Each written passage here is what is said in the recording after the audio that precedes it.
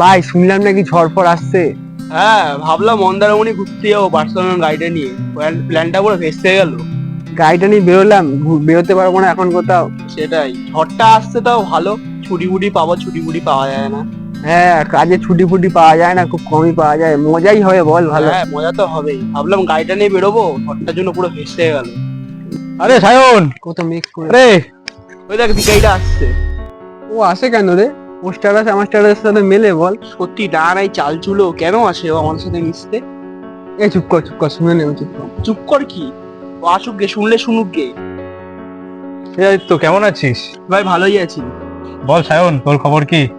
তোর কি কোনো দরকার আছে? না, দরকার কেন হবে? ওদের সাথে এমনি দেখা করতে আসলাম, অনেকদিন তো দেখা হয় না। আর শুনলি একটা যে বড় ঝড় আসছে নাকি শুনলাম। আসতে আসুক, তাতে সমস্যা কি হয়েছে? হ্যাঁ, সমস্যা কি? প্রবলেম কি রে তাতে? মজাই তো ঝড় আসছে। ও, ওর তো আবার কুড়ে ঘর, বড় বাড়ি চা উড়ে যাবে। ঠিকই বলেছ, যদি তোর কুড়ে ঘর আছে, দেখিস ঘরের সাথে না তুই উড়ে যায়, গিয়ে গাছের সঙ্গে বেড়ে রাখিস। এইভাবে বলছিস কেন? ঠিকই তো বলছি, মিথ্যে কথা কি বলছি? থাকিস তো একটা বস্তিতে, কখন উড়ে ফুড়ে যাবে বস্তিটা। সাবধানে থাকিস। কি আর করবো বল, আমরা তো গরিব মানুষ, আমাদেরকে তো এইভাবেই থাকতে হয়। যাই হোক, তোরা সাবধানে থাকিস বন্ধু।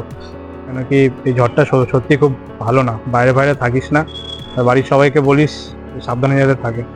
ওকে আমাদের চিন্তা করতে হবে না, ঠিক আছে? আমরা নিজের বাড়িতে ভালোই থাকবো। তোর ওই বস্তির ঘরের চিন্তা কর, তুই বস্তির ঘরের সাথে তুইও না উড়ে যাস, ঠিক আছে? আমাদের এসব কথা বলতে হবে না, নিজের কাজ করছি। ঠিক বলেছি তো, ওকে ওকে ওই জায়গাটা দেখিয়ে দিচ্ছি আসলে। একদম ঠিকই কথা বলেছিস তোকে। দেখ, সবার পরিস্থিতি তো সমান হয় না। আর তোরা যে বিষয়টা নিয়ে আর কি মারছিস সেটা আমার হাতে নেই ভাই। যাই হোক, কালকের দিনটা সত্যিই খুব বিপজ্জনক দিন। তো সেটা তোরা সাবধানে থাকিস।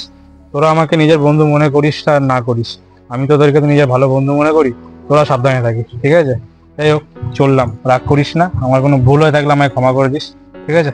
আমি চললাম রে।